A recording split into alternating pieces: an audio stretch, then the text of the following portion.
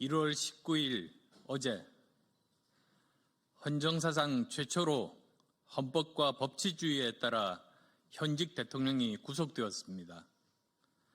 너무도 마음이 무겁고 안타까운 날이었습니다. 같은 날 윤 대통령의 일부 지지자들이 서울 서부지방법원에 난입해서 영장 발부 판사를 찾는다며 폭력행위를 자양하며 법치주의를 유린했습니다. 이러한 폭동이 21세기 대한민국에서 벌어졌다는 사실이 믿기지 않습니다. 건국 이래 수많은 정치적 격변이 있었지만 대한민국 헌정사상 법치주의 최후의 보루인 법원이 공격받은 것은 처음입니다. 대통령과 야당 대표의 운명이 법원과 헌법재판소에 걸려있는 현실에서 사법부 판결마저 부정된다면 대한민국 헌정질서는 유지될 수 없습니다. 지금 대한민국은 행정부, 입법부, 사법부 모두 사상 초유의 법치주의의 위기, 자유민주주의 헌정질서의 위기를 맞았습니다. 우리는 자유민주주의 헌정질서를 회복하고 미래로 나갈 것인지 아니면 법치주의가 무너져서 소요와 폭동이 난무하는 무법천지가 될 것인지 갈림길에 서 있습니다. 이러한 난국일수록 결국 헌법과 법치주의를 문제 해결의 이정표로 삼아야 합니다. 헌법과 법치주의를 예외 없이 엄격히 따르고 정치적 이익을 위해 법치를 훼손하거나 선동을 일삼는 행위를 단호하게 배격해야 합니다. 법원에 대한 폭력 행위자는 물론 선동 세력에 대해서도 엄중하게 책임을 물어야 할 것입니다. 현재 윤 대통령의 1.23 비상계엄 선포 이후 헌법에 입각한 헌법재판소의 탄핵심판 그리고 법치주의에 입각한 내란 혐의에 대한 수사가 동시에 진행 중입니다. 우리 헌법 제1조에서 대한민국은 민주공화국임을 선언했듯이 현직 대통령은 헌법 위의 제왕이 아니라 헌법 아래 대통령임을 분명히 한 것입니다. 그리고 우리 헌법 제11조에서 모든 국민은 법 앞에서 평등하다고 명시한 대로 법치주의 원칙에서 대통령도 예외가 아님을 분명하게 한 것입니다. 그러나 그러한 분명한 원칙에 따라 1987년 헌법체제에 따른 제왕적 대통령이라고 할지라도 헌법과 법치주의에 따라 체포영장과 구속영장이 집행된 겁니다. 마찬가지로 초거대 야당의 전체주의적 지도자 이재명 대표의 공직선거법과 위증교사 항소심 재판 또한 법치주의의 예외가 될 수 없습니다. 첫째, 이제는 이재명 대표의 시간입니다. 이재명 대표가 헌법 수호에 숭고한 의무가 있는 대통령을 꿈꾼다면 재판 지연 등 더 이상 법치주의를 농락하면 안 됩니다. 이재명 대표는 1심 판결까지 여러 가지 수법으로 무려 2년 2개월이 넘는 긴 시간이 걸리게 했고 이제 2심 판결을 앞두고는 접수통지서 수령을 거부하는 등의 수법으로 재판 개시를 2달 지연시켰습니다. 이재명 대표는 이제껏 자신의 사법 리스크를 막기 위해 국회를 개인 로펌과 방탄도구로 전락시켰습니다. 차벽과 인간 방어벽보다 더욱 공고한 입법 방어벽으로 피의자 이재명을 보호한 이재명 민주당을 규탄합니다. 입으로는 자유민주주의와 법치주의 그리고 무죄 추정의 원칙을 말하면서도 정작 자신들의 행동은 내로남불이라면 결국 국민들의 심판을 면치 못할 것입니다. 또한 어제 서부지법 난동과 관련해 이재명 대표는 서부지방법원 난동 사태는 사법부 체계를 파괴하는 결코 용납할 수 없는 행위라고 말했습니다. 뭐 묻은 개가 겨 묻은 개 나무랄 기가 찰 노릇입니다. 애초에 대한민국 사법체계와 법치주의의 근간을 흔든 것은 누굽니까? 바로 이재명 민주당입니다.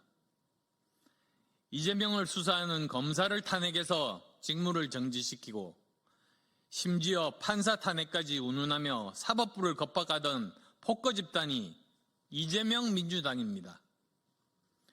따라서 이재명 대표는 지금까지 법치주의를 농락한 것에 대해 국민께 사과하고 향후 성실하게 재판에 임해야 할 것입니다.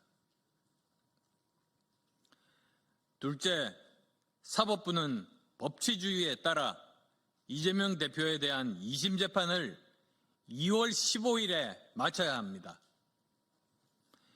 윤 대통령의 탄핵 심판과 수사가 KTX급 속도로 진행된다면 이재명 대표의 공직선거법 재판과 위증교사죄 재판 등 5개의 재판은 증기기관차 시절에 늑장열차 속도로 진행되고 있습니다. 대한민국이 헌법과 법치주의가 제대로 작동하는 나라라면 당연히 이재명 대표의 5개의 재판 중 공직선거법 항소심들만이라도 법에 명시된 633 원칙에 따라 2심은 반드시 3개월 이내인 2월 15일에 대법원 확정 판결은 3개월 내인 5월 15일에 선고되어야 합니다. 만약 633 원칙이 지켜지지 않는다면 대한민국 사법부의 권위는 실추되고 국민들의 사법부에 대한 신뢰는 땅바닥에 떨어져서 정치적 대혼란을 질서 있게 수습하는 것은 불가능해질 겁니다. 셋째, 국난의 시대를 극복하기 위해서는 헌법과 법치주의를 붕괴시키는 일체의 혐오 정치를 중단하고 우리 모두 국민 통합에 나서야 합니다. 대한민국이 국난을 극복할 수 있었던 것은 국민 모두가 마음을 모은 국민 통합 때문이었습니다. 박정희 대통령 시절에 잘 살아보세 한마디로 모두 마음을 모아 후진국을 선진국으로 만들었고 김대중 대통령 시절에는 금모으기 운동으로 IMF 외환위기를 세계에서 가장 빨리 극복하고 도약할 수 있었습니다. 지금 우리 대한민국은 국론이 분열되어 사실상 심리적 내전 상태입니다. 지금부터라도 헌법과 법치주의에 따라 수사는 수사기관에, 탄핵심판은 헌법재판소에 맡기고 정치권은 국정안정과 민생경제에 전력을 다해야 합니다. 철저히 헌법과 법치주의에 기반하여 국가위기를 수습하고 국민을 통합해 나가야 합니다. 정치권은 분열을 조장하기보다 국정에 주력해야 합니다. 대통령 직무정지 이후 정치권의 책무는 국정을 안정시키는 것이었습니다.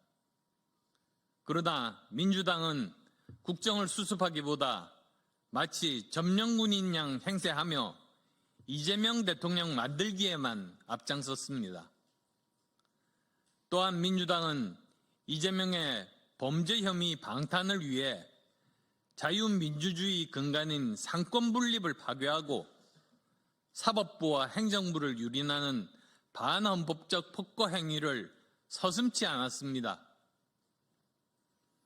검사, 감사원장에 이어서 29번째로 한덕수 총리까지 탄핵했으며 최상목 대행도 탄핵카드를 만지작거리고 있습니다. 과도한 입법 권력으로 행정부와 사법부를 마비 상태로 몰아넣고 민주주의의 가장 기본 원칙인 삼권 분립을 파괴하고 있는 겁니다. 급기야 일반 국민의 카톡까지 처벌하겠다고 겁박하고 있습니다. 대통령 사형 운운하며 비아냥거리고 총을 맞고서라도 대통령을 체포하려고 하며 오히려 상대를 자극했습니다. 민주당은 이 같은 오만과 분열의 폭주를 즉각 중단해야 합니다. 국민의힘도 이번 법원 판결에 승복하고 폭동을 일으킨 일부 과격 세력과 단호히 절연함으로써 보수의 가치를 지켜내야만 합니다. 이제 수사는 수사기관에, 탄핵 심판은 헌법재판소에 맡기고 정치권은 오로지 국정을 수습하는 데 매진해야만 합니다. 윤석열 대통령께도 말씀드립니다. 구속은 되었지만 여전히 국민을 대표하는 대통령이시며 헌법을 수호하실 책임이 있습니다. 국정 안정을 갈망하는 국민의 바람을 헤아려 주시는 한편 지지자들이 냉정을 잃지 않도록 이끌어 주시기를 간곡하게 부탁드립니다. 지금 우리 대한민국은 민주공화국 헌정질서는 물론 정치, 경제, 외교, 안보의 현실 모두 총체적 위기입니다. 국가의 위기와 사회정치적 혼란이 극심할수록 대한민국의 이정표인 헌법과 법치주의에 따라 법적, 절차적 정당성 확보에 철저해야 하며 자기에게 주어진 소명에 충실하고 최선을 다해야만 합니다. 저는 헌법과 법치주의를 무너뜨리려는 그 어떤 시도에 대해서도 단호하게 싸울 것이며 반드시 대한민국의 헌정질서와 민주주의를 지켜낼 것입니다. 감사합니다.